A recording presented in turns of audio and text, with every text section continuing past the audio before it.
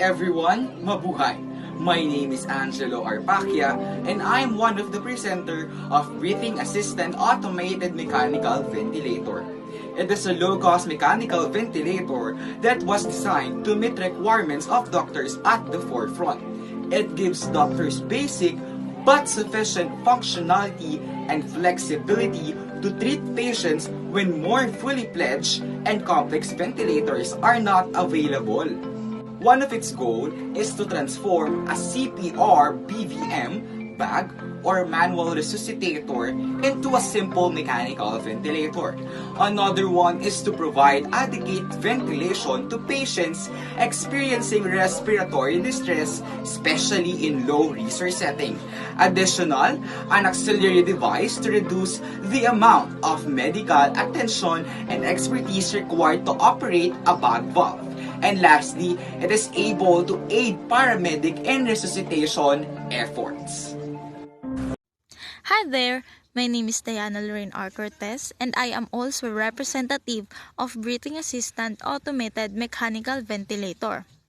Breathing Assistant Automated Mechanical Ventilator features consistent breath volume, configurable and adjustable setting for pressure, volume, and breath rate.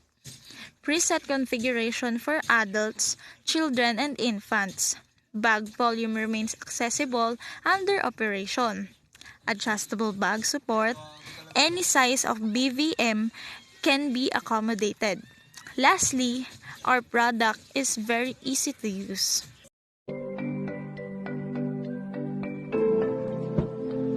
Did you know that not only can adult can be accommodated with this product? Our device can be adjusted to child, infant size BVM as well. Here you can see the pressure for the adults.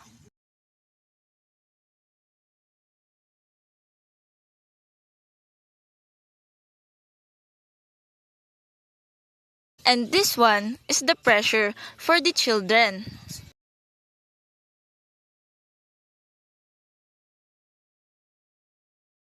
Lastly, our product is also for the infants. It is powered by either DC or AC power source. At 12 volts, 20 Ah battery lasts for 24 hours of continuous operation. Regarding in the size of device, it is designed to occupy the least amount of space possible so that it could be transported and stored easily in any setting, but considering that it should fit around the BVM.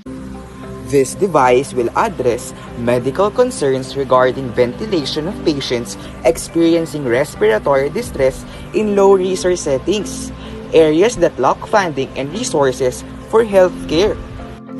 This device must also be adjustable for all potential patients' need while being inexpensive and reliable in all resource settings. We focus its efforts on designing an add-on device that mimics hand compression of a BVM and that optimally satisfies all the objectives and constraints present.